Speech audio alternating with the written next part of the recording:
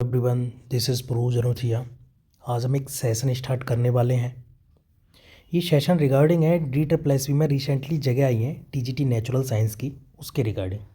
ठीक है, तो इसमें अपन साइंस कराएंगे, अपनी साइंस कंप्लीट करेंगे या बायोलॉजी। ठीक है, तो उसमें अपन एक टेबल के थ्रू या डायग्राम के थ्रू या एकदम पॉइंट टू पॉइंट, ठीक है, वर्ड्स जो है उनकी टर्मिनोलॉजी को समझते हुए और कौन कौन से वर्ड्स कहाँ कहाँ पर आ रहे हैं, किस किस काम आ रहे हैं। जैसे फॉर एग्जांपल एक बार देख लेते हैं हम थॉरली।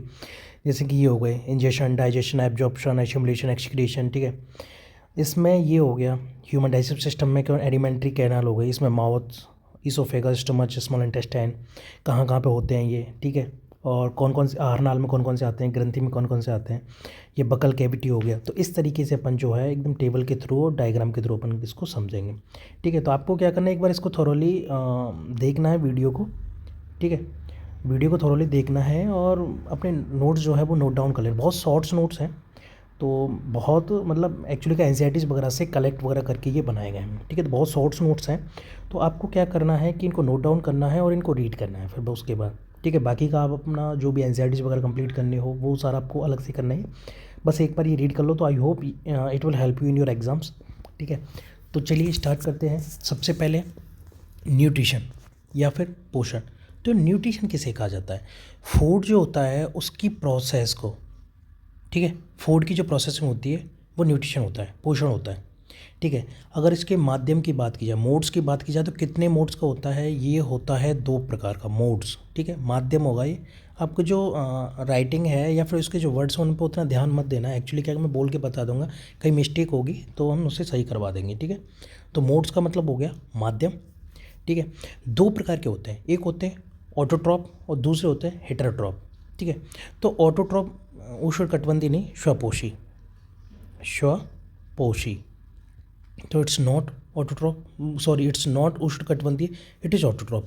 ऑटोट्रॉप का मतलब क्या होता है? ऑटोट्रॉप का मतलब होता है जो अपना भोजन स्वयं बना सकते हैं।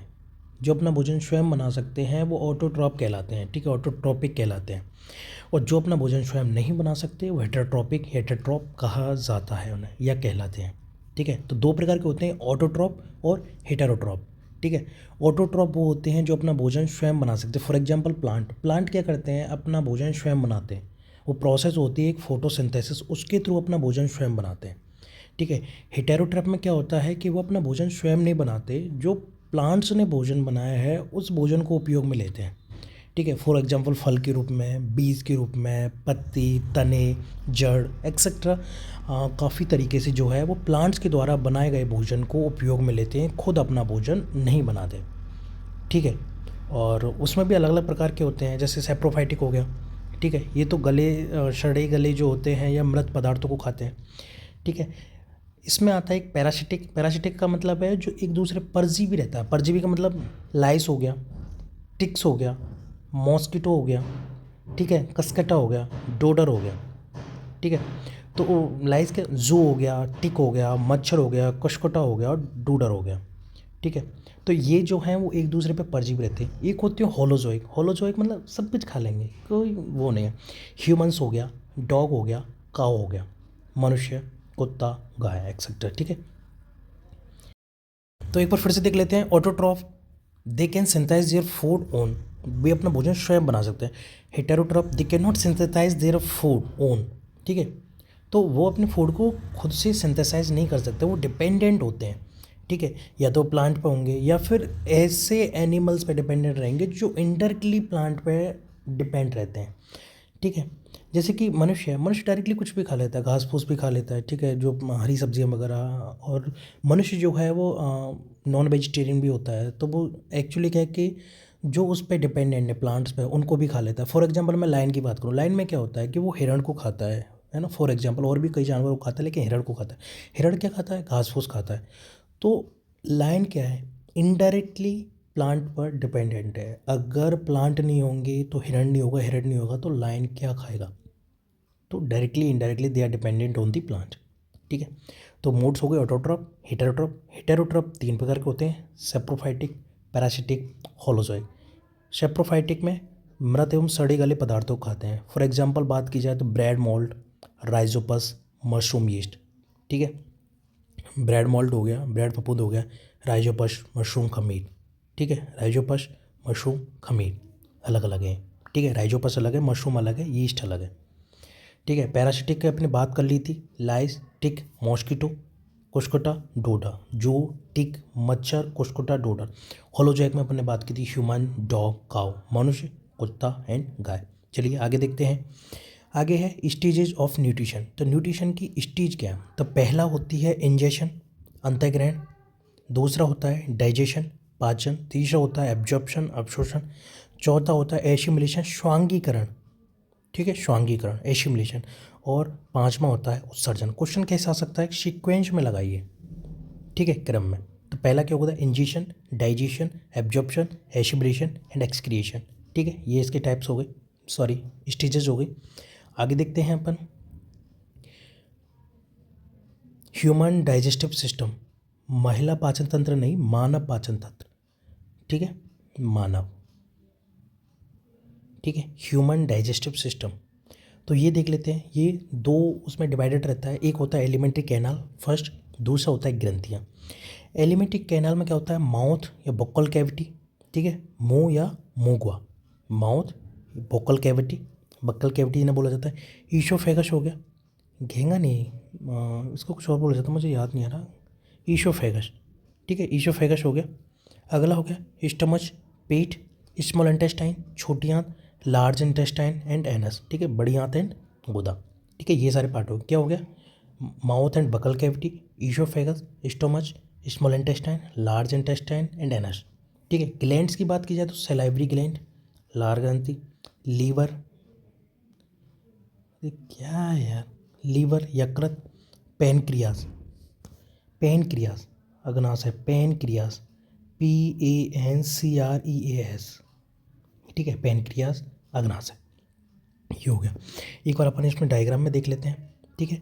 माउथ, ये रहा सलाइवरी ग्लैंड, ठीक है, ग्लैंड्स होती हैं ये, इनमें इनसे निकलता है जो जूस होता है इनका, सलाइवरी ग्लैंड्स का, ठीक है। ये ईशोफेगस हो गया, ये जो नली हो गई है ना, आई थिंक ग्रसिका बोला जाता है इसे, OESO, ईशोफेगस, ठीक है, आई थिंक ग्रसिका।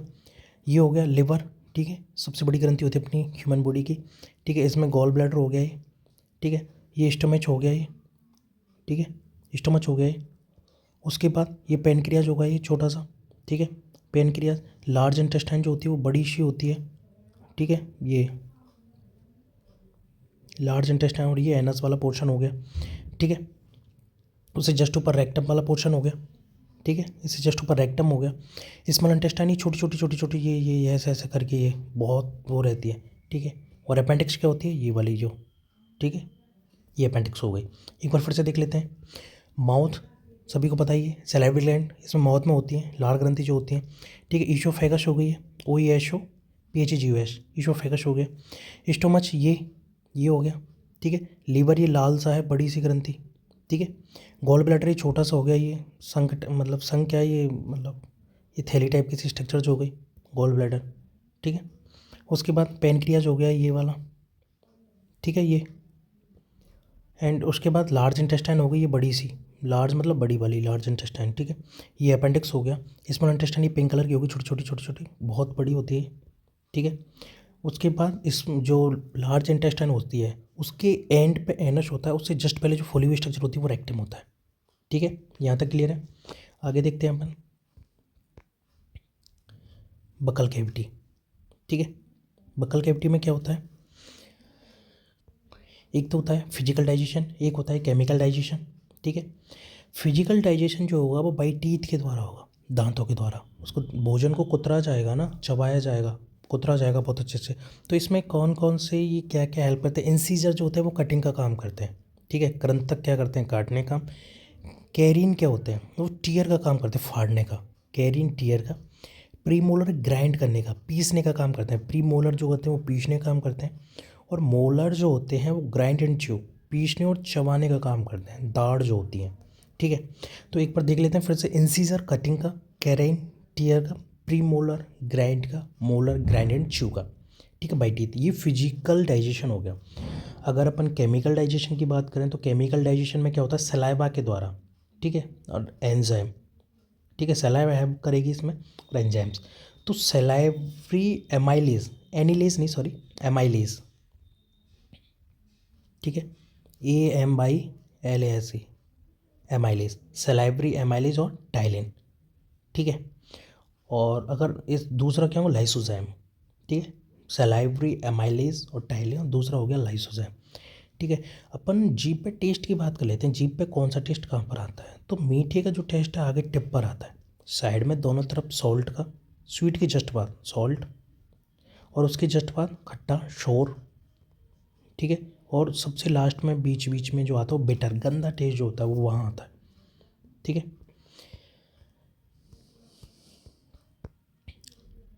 ठीक है, फिलहाल के लिए इतना ही है, आगे की चर्चा अपन अगली वीडियो में करेंगे। Thank you.